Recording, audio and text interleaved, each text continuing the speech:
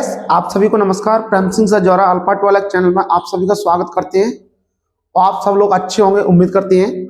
तो देखिए दोस्तों, आज हम क्लास 10 मैथ एनसीईआरटी मैथ है यानी प्रायिकता भाग 1 में दोस्तों हमने सवाल 1 से लेकर के सवाल 8 तक कराए थे पहली वाली वीडियो में। आज की वीडियो में दोस्तों हम सवाल नंबर 9 से स्टार्ट करते हैं। तो देख सवाल नंबर 9, एक डिब्बे में 5 लाल कंचे हैं, 8 सफेद कंचे हैं और 4 हरे कंचे हैं।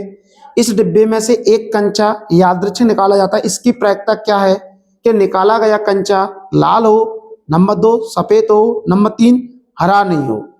तो यानी डिब्बे में लाल कंचों की, थोड़ा मार्कर हल्का चल रहा है यार, कौन से भरी है तुमने? सही नहीं चल रहा यार। लाल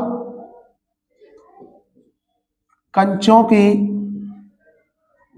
संख्या बराबर 5। दोस्तों सफेद कंचों की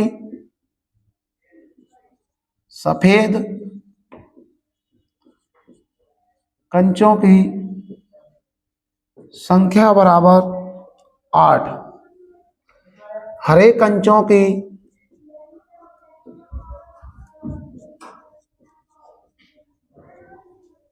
संख्या बराबर 4। कुल कंचों की संख्या कितने हो दोस्तों? 8 4 12, 12 5 17। कुल कितने हो गए? 17। किस किस की प्रायिकता पूछी उनको अपन दोस्तों लिखेंगे। नंबर 1 लाल हो, नंबर 2 सफेद हो। ये दोस्तों अपन को प्रायिकता पूछी। तो अपन दोस्तों एक बार लिखेंगे कि एक डिब्बे में लाल कंचों की संख्या बराबर 5, सफेद कंचों की संख्या बराबर दोस्तों 8, हरे कंचों की संख्या बराबर दोस्तों 4 है। तो कुल कंचों की संख्या बराबर कितना है दोस्तों? 17 है। तो लाल कंची होने की प्रायिकता ज्ञात करनी है। तो अपन को दोस्तों सूत्र याद है, पीई बराबर अनुकूल परिणाम बटे कुल परिणाम। अनुकूल परिणाम दोस्तों कितने हैं अपने? अनुकूल कितने हैं? लाल के 5, कुल कितने दोस्तों? 4। तो दोस्तों प्रायिकता कितनी होगी अपनी? लाल कंची होने की प्रायिकता 5/17 है। अब क्या पूछा दोस्तों? सफेद कंची होने की प्रायिकता। तो सफेद के प्रायिकता निकालेंगे तो पीई बराबर, तो अनुकूल परिणाम कितने दोस्तों? सफेद के 8, कितने दोस्तों? 8, कुल कितने दोस्तों? 17। देख सकते हैं दोस्तों। अतः सफेद कंचे होने की प्रायिकता बराबर 8/17 है। इतना दोस्तों समझ में आ जाएगा, उम्मीद करते हैं क्लियर है। अब सवाल नंबर दोस्तों अपना 10 की तरफ चलते हैं। 50 पैसे के 100 सिक्के, 1 रुपए के 50 सिक्के, 2 रुपए के 20 सिक्के, तो 5 रुपए के 10 सिक्के। यदि पिग्गी बैंक को हिलाकर उल्टा करके कोई एक सिक्का गिरने के परिणाम समप्रायिक हैं, तो इसकी प्रायिकता क्या है कि वह गिरा हुआ सिक्का एक 50 पैसे का होगा, दूसरा एक 5 रुपए का नहीं होगा। तो पहले लिखेंगे दोस्तों कितनी है? 50 पैसे के सिक्कों की संख्या कितना दोस्तों? 50 पैसे के सिक्कों की संख्या कितनी है दोस्तों? 100। कितनी है? 100। आगे दिया दोस्तों 1 रुपए के सिक्के, कितने? 1 रुपए के सिक्कों की संख्या। तो 1 रुपए के कितने दोस्तों? 50। कितने? 50। अब दिए दोस्तों 2 रुपए, 2 रुपए के सिक्कों की संख्या। 2 रुपए के सिक्कों की संख्या दी है दोस्तों 20। अब दिया दोस्तों 5 रुपए के, कितने? 5 रुपए के सिक्कों की संख्या कितना है? 10। कुल सिक्के कितने होंगे दोस्तों अपने? इनको जोड़ेंगे तो 180। पूछा क्या दोस्तों अपन को? पूछने में ये दिया है कि 50 पैसे के सिक्के हों, कितने के? 50 पैसे के होंगे। यह दोस्तों अपन को ज्ञात करना है। 50 पैसे के होंगे तो अपने पास क्या लिख सकते हैं, 50 पैसे के सिक्के होने की प्रायिकता ज्ञात करनी है। तो पीई बराबर अनुकूल परिणामों की संख्या बटे कुल परिणामों की संख्या।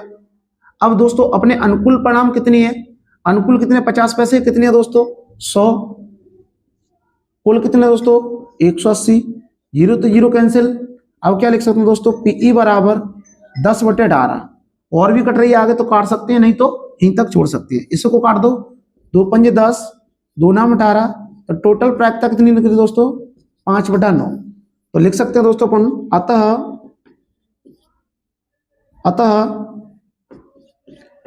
50 पैसे के सिक्के होने की प्रायिकता बराबर 5/9 है। इतना दोस्तों अपन को समझ में आया होगा, उम्मीद करते हैं। सवाल नंबर दूसरा है दोस्तों इसका, 5 रुपए के नहीं हो, किसके नहीं हो दोस्तों, 5 रुपए के, 5 रुपए के नहीं हो, ये ज्ञात करना है। तो पहले दोस्तों अपन होने की प्रायिकता निकालेंगे। तो 5 रुपए होने की प्रायिकता कितनी है, तो अपन इसको ज्ञात करेंगे, 5 रुपए के होने की प्रायिकता। तो 5 रुपए की प्रायिकता, तो कुल कितने दोस्तों, 180। 5 के कितने दोस्तों, 10।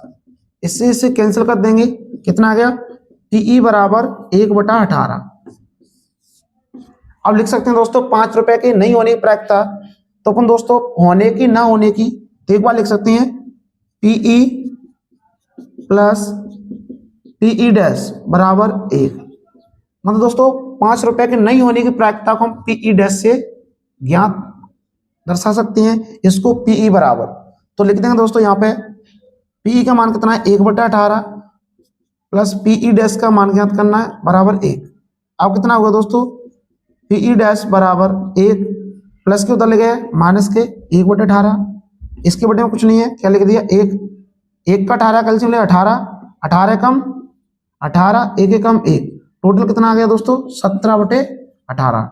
लिख सकते हैं दोस्तों, अतः 5 रुपए के सिक्के की 5 रुपए के सिक्के की नहीं होने की प्रायिकता कितना है, 17/18 है। ठीक है दोस्तों। आप अपना दोस्तों अपना 11वां सवाल है उसको देखेंगे आगे। नंबर 11 में दोस्तों दिया है, माना नर मछलियों की संख्या, नर मछली की संख्या, नर मछलियों की दोस्तों संख्या है, नर मछलियों की संख्या अपनी दोस्तों 5, मादा मछली की संख्या है 8। कुल मछलियों की संख्या कितनी होगी अपनी, 13। पूछी क्या है, नर मछली हो, नर मछली की प्रायिकता दोस्तों अपन को ज्ञात करनी है, नर मछली की। तो लिख सकते हैं प्रश्न के अनुसार नर मछली की प्रायिकता, प्रायिकता बराबर लिख सकते हैं अनुकूल परिणाम बटे कुल परिणाम। कुल कितने दोस्तों, 13, अनुकूल कितने दोस्तों, 5। यही दोस्तों अपने सवाल का आंसर था। देख सकते हैं लास्ट में, अतः नर मछली की प्रायिकता 5/13 है। उम्मीद करते हैं आपको सवाल समझ में आ जाएगा, नहीं तो एक बार दोस्तों दोबारा समझ सकते हैं। क्या है दोस्तों, नर मछलियों की संख्या कितनी है, 5, मादा मछलियों की प्रायिकता संख्या कितनी दी है, 8, इनको टोटल जोड़ा कितना हुआ, 13। नर मछली की प्रायिकता ज्ञात करनी थी तो हमने लिख दिया दोस्तों प्रश्न के अनुसार नर मछली की प्रायिकता बराबर अनुकूल परिणामों की संख्या बटे कुल परिणामों की संख्या। कुल कितने दोस्तों, 13, अनुकूल कितने दोस्तों, 5। तो लिख सकते हैं अतः नर मछलियों की प्रायिकता 5/13 है। अगला सवाल देखते हैं दोस्तों। सवाल क्या है, एक पासे को एक बार फेंका जाता है तो निम्न को प्राप्त करने की प्रायिकता ज्ञात कीजिए। क्या बोलो, सवाल नंबर 13 में दिया है, सवाल नंबर 13 दिया है, माना मैंने लिखाया दोस्तों पहली वाली वीडियो में, बेसिक वाली में, एक पांसे को फेंकने पर कुल परिणामों की संख्या कितनी थी? 6। तो लिख सकते हैं एक पांसे को एक बार फेंकने पर कुल परिणाम कितना दोस्तों? 1 2 3 4 5 6, टोटल कितने हो दोस्तों? 6। ज्ञात क्या करना है दोस्तों? अपन को दिया है ज्ञात करने के लिए एक अभाज्य संख्या हो, एक अभाज्य संख्या हो। तो दोस्तों अपन अभाज्य संख्या होने के अनुकूल परिणाम निकालेंगे। एक अभाज्य संख्या होने के अनुकूल परिणाम। अभाज्य संख्या किससे कहती हैं? यानी जो संख्या स्वयं के अलावा किसी से नहीं कटती उसे अभाज्य संख्या कहते हैं। भाज्य संख्या जो स्वयं के अलावा अन्य संख्याओं से कटती है उसे भाज्य संख्या कहते हैं। अब एक संख्या एक संख्या ना तो दोस्तों अपनी भाज्य है ना ही अभाज्य है, इसलिए अपनी पहली अभाज्य संख्या कौन सी है? 2। दूसरी कौन सी है? 3। तीसरी कौन सी है दोस्तों? 5। तो टोटल संख्या कितनी बनी दोस्तों? 3। 2 3 5, टोटल संख्या कितने नंबर प्राप्त हुए अपने? 3। तो प्रायिकता ज्ञात करनी है तो पीई बराबर कितना होगा दोस्तों? 3/6। काटा पीटी करी दोस्तों तो पीई बराबर 1/2। तो लिख सकते हैं दोस्तों अतः एक अभाज्य संख्या की प्रायिकता बराबर 1/2 है। दूसरा सवाल है दोस्तों 2 और 6 के बीच स्थित संख्या है। दूसरा सवाल दिया है 2 और 6 के बीच की संख्या। तो 2 और 6 के बीच कितनी संख्या दोस्तों? 2 और 6 के बीच संख्या के अनुकूल परिणाम डायरेक्ट लिख देते हैं।